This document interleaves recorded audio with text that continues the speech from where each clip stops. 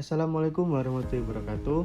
Perkenalkan, nama saya Rezanul Mustafa dengan nomor induk mahasiswa 11042-115 dari Prodi Pendidikan Matematika Universitas PGRI Ronggolawe Tuban. Nah, pada kali ini kita akan belajar refleksi pada transformasi geometri matematika kelas 9. Untuk babnya, kita ada dua bab. Yang pertama ada arti dari refleksi transformasi pada objek-objek geometri, dan yang kedua ada macam-macam refleksi transformasi pada geometri. Apa sih arti transformasi? Transformasi merupakan perubahan terhadap suatu objek. Objek yang dimaksud pada transformasi geometri diantaranya dapat berupa titik, garis, ataupun bangun datar. Nah, kalau dalam kehidupan sehari-hari, contohnya robot transformer. Siapa nih dari kalian yang tidak tahu robot tersebut? Robot transformer adalah robot yang bisa berubah dari robot menjadi mobil dalam suatu adegan atau mainan anak, ataupun sebaliknya, dari mobil menjadi robot. Itulah salah satu contoh dari transformasi.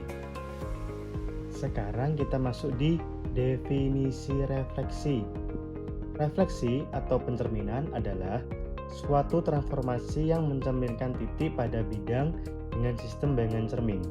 Cermin yang dimaksud berupa garis refleksi lurus.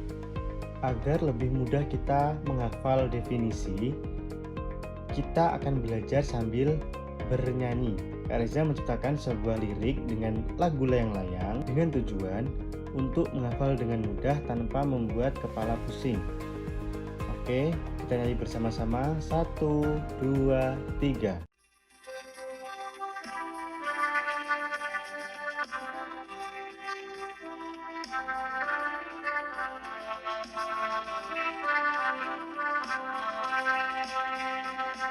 Senang kalau belajar matematika. Sekarang belajar transformasi, refleksi geometri. Refleksi adalah suatu transformasi yang mencerminkan titik pada bidang dengan sistem bayangan cermin. Contohnya kupu-kupu, sayap kanan dan kiri, badannya menjadi sebuah cermin. Itulah konsep refleksi. Selanjutnya yaitu macam-macam refleksi. Yang pertama ada refleksi terhadap sumbu X. Titik A, X, Y, jika direfleksikan terhadap sumbu X, maka bayangannya adalah A aksen X, Y. Kita lihat pada diagram panah di samping. Kita misalkan A, X-nya 8 dan Y-nya 5. Jadinya A 8,5. Kita cari bayangan dari A, yaitu A aksen. Nah, karena refleksi terhadap sumbu X, maka cerminnya yaitu sumbu X. Ingat, refleksi terhadap sumbu X, maka cerminnya di X. Jika X-nya 8, ya kan? Ingat, X-nya 8, maka A aksen X-nya juga 8.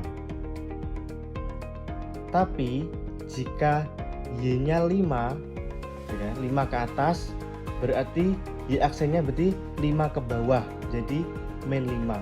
Jadi kita sudah menghasilkan A aksen 8, min 5. Yang kedua yaitu refleksi terhadap sumbu Y. Jika titik A, X, Y direfleksikan terhadap sumbu Y, maka bayangannya adalah A aksen min X, Y. Kita lihat diagram di samping. Jika sumbu Y, maka cerminnya adalah Y dari sumbu Y. Nah, kalau yang tadi jika sumbu Y, maka cerminnya di X. Jadi hampir sama antara refleksi terhadap sumbu X dan refleksi terhadap sumbu Y. Yang membedakan hanya tadi di cermin X dan cermin Y. seperti itu. Nah, kita misalkan di A-nya yaitu 5,6. Kita cari refleksi dari titik A 5,6. Jika Y-nya 6, maka Y aksennya juga 6 karena di cerminnya Y. Tapi jika X-nya 5 ke kanan, maka X aksennya yaitu 5 ke kiri. Kalau ke kiri tandanya negatif. Jadi sudah ditemukan yaitu A aksen min 5,6. Seperti itu. Sekian dari saya. Jika ada kesalahan kata, saya minta maaf yang sebesar-besarnya. Terima kasih. Wassalamualaikum warahmatullahi wabarakatuh.